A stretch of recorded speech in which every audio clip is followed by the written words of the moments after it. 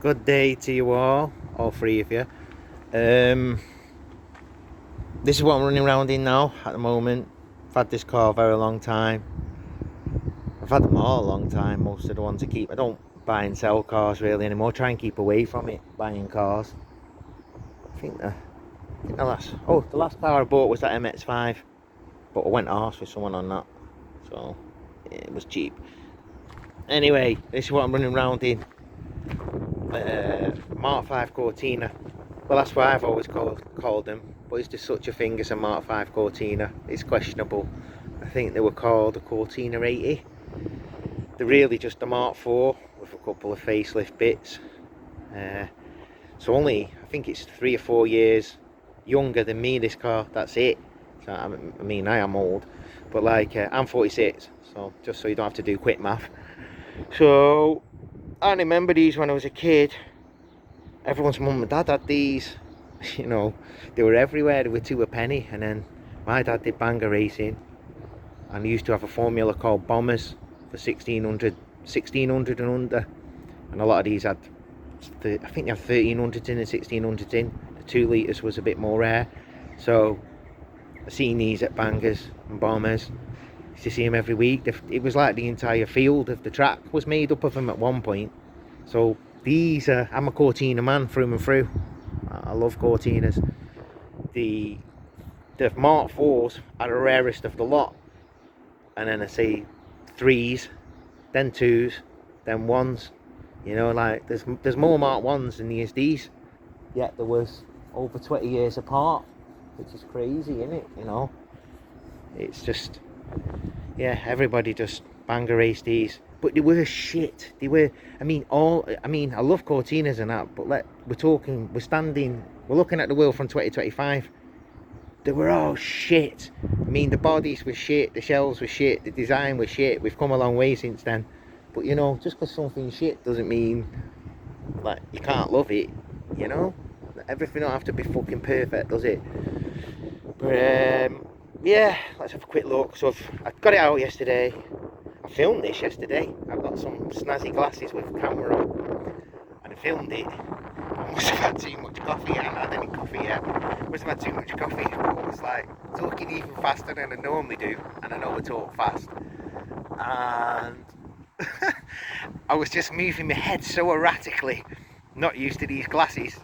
It was a pretty good video. I actually did a big fucking burnout in it. It was a good, from a point of view sat in the car, it was a good video.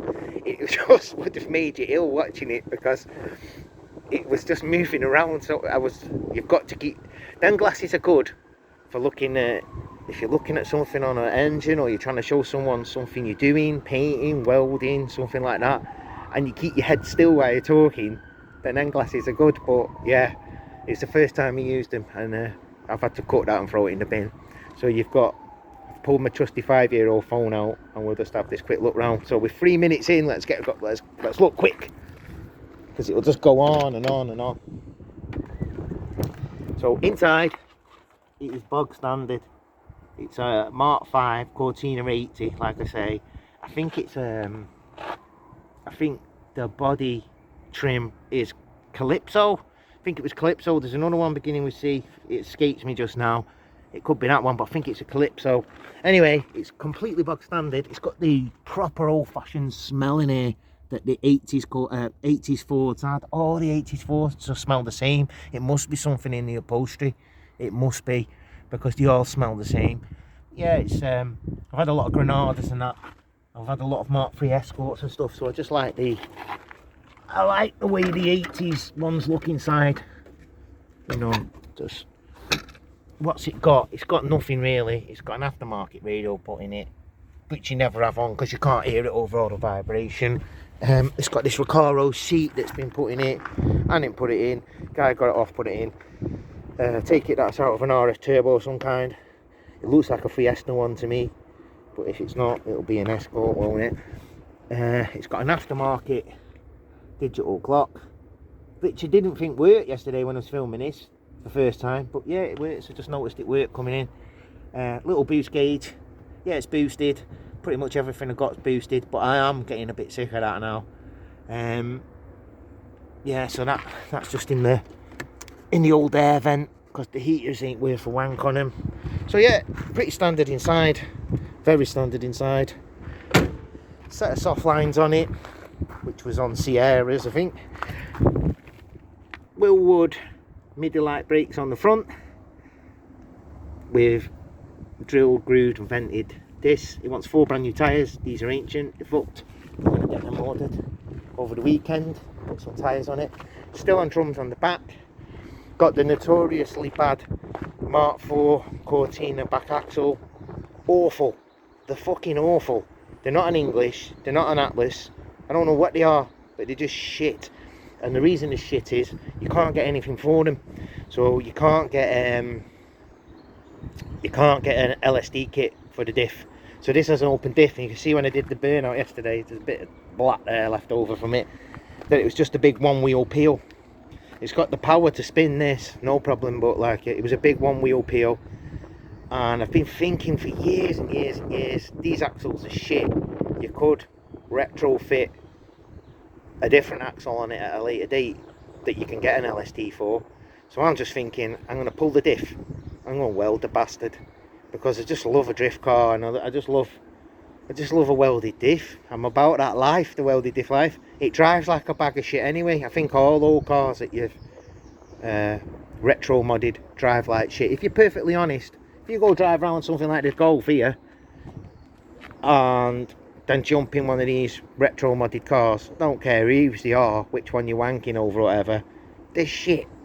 Do you know what I mean? For just travelling in, they're shit. But so you're not really, it's a rough ride in it anyway. It's noisy, it's bumpy, it doesn't have power steering. It's just, there's nothing you could do about it. It's polybushed, so it's going to be hard, isn't it? It's, you know, it's got decent suspension in it. This, oh yeah, that's what else it's got. It's got gas adjustable suspension all round. Not height, are they height adjustable? I think they're height adjustable, but you can adjust the rebound and everything. So the springs on the front are too low. They're definitely too low. It could do with some bigger springs on the front, and that gives you a pretty nasty camber. It's got a real nasty camber to it. That makes it drive horrible. And then look how close the subframe comes to the floor. It's literally hovering 3 inches above the floor with these double wishbone setups that these have. So, you know, it's hit a raised grid before. It's a nightmare on the road. All these cars are a nightmare on the road. That's why I've gravitated towards track driving. But when I was doing these, it was all about fast in a straight line at the drag strip, wheel spinning out a car show, showing off and being seen and pulling off from the lights fast. That's what I was about. So I wasn't putting them together as a full package to go fast on the track. Then once we started doing track driving with things like this and all the others have got, we started really dialing them in just to do track work, nothing else. And they'd be horrible on the road. None of them are road registered. We wouldn't dream of driving them on the road. But on the track, they go really fucking well. But the thing with these modifieds is they're in no man's land in between. So they don't drive on the road well. And I've took some of them to the track too. And because they're not actually built for the track, they've been built for just what I said, the shit on the track. So that's why these just sit. They don't really fit what I do anymore. I hate driving anyway, it's shit. So yeah, we've got gas adjustable suspension, lowering springs on the front. The boot, I'm not going to bother opening because it's a bit of a bastard. Someone tried to rob this car, so it's a bit of a bastard to open the boot, but it does open. In there's a race tank, but there's no swill pot. See what I mean? It's not been made for track driving. So it's fine if you run it on the road and you keep it topped up all the time. But like, you know, if you really wanted to hoon it and drive it hard anywhere, it wants a swill pot putting in it.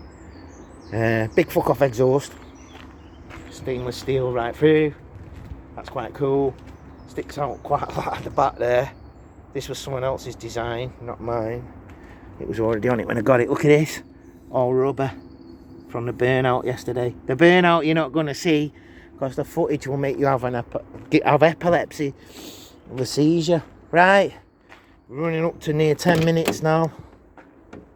Let's have a look under this engine bay. It's a Pinto turbo, and it runs Cosworth management, So it's got a standard Cosworth ECU on it, what they call the L6 one. I think it was the second generation of them.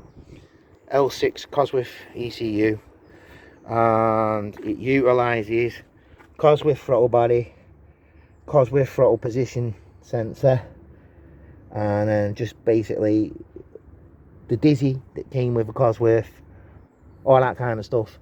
Now, people always ask me, like, how are they boosted, what have you done, and all that. So, it's just, this one's not like some of the other Pinto turbos they have. This one is actually a Cosworth bottom end. You can see the Cosworth crank pulley on it there. It's got a proper Cosworth crank pulley on it there.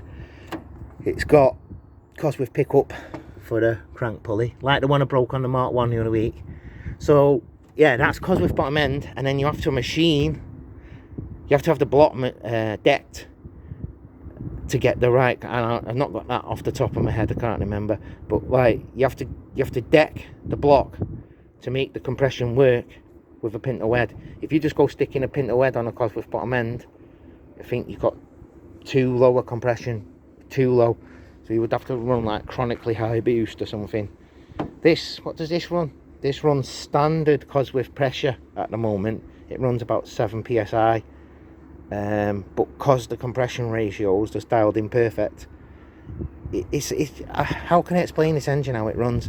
This engine is very, very, very, very similar to a modern diesel, and I mean like a 2020 on modern diesel. You know, the way they just can hit boost straight away and they pick up and there's no lag anywhere and all that. That's what this is like. But then it doesn't have wild top end either, because it's only 7 psi. But it works well. No oil cooler on it, same as the Mark 1 Cortina. There's room on this, but it's not really been a problem. That rocker cover, you know, I didn't paint that. Someone else did that. It just looks, I mean, I could just dip it in a bucket of paint and it'd come out better than that. I honestly think they painted it with a catapult pist. That's what I think they did. But this building's full of them rocker covers, shot blasted and painted. It's just, fucking hell, I just need to just pull my finger out and change it.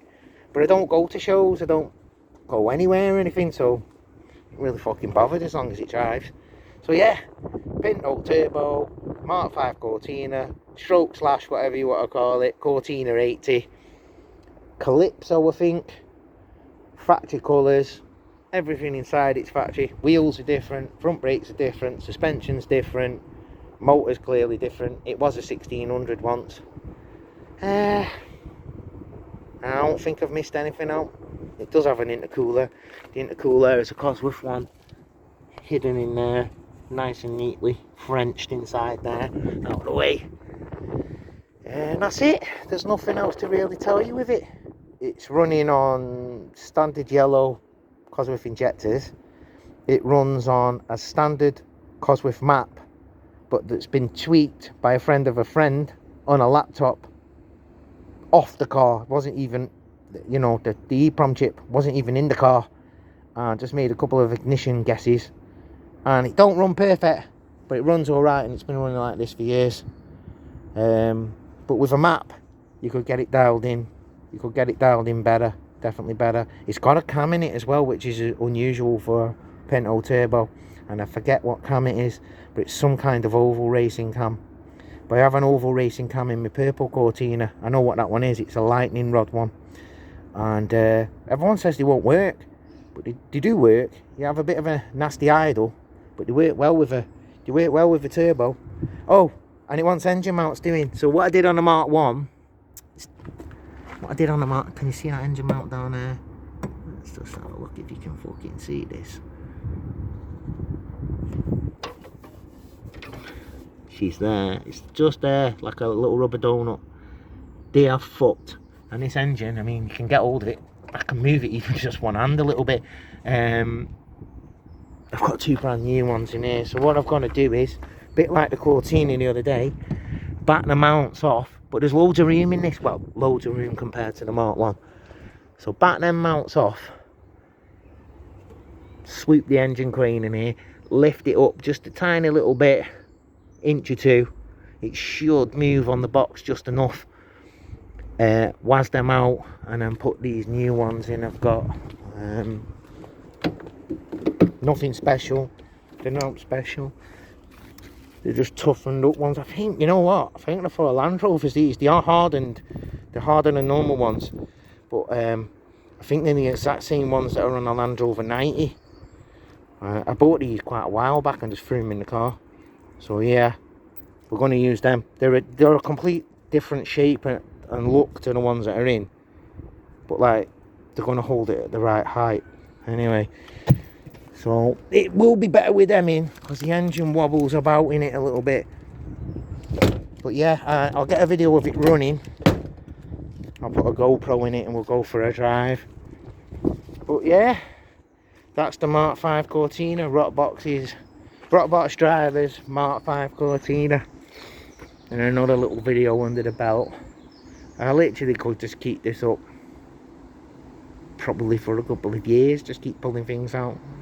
It's a shame I never used to do YouTube back in the day when I was doing it, because we was just buying and selling stuff like this.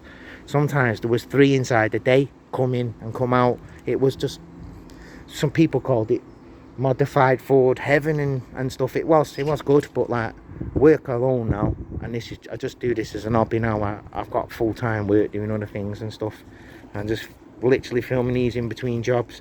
I've got to fuck off now and go delivering parcels for my business. Not in this, just take them to the post place and get them sent off. But yeah, they go international then. So that's it. That's it.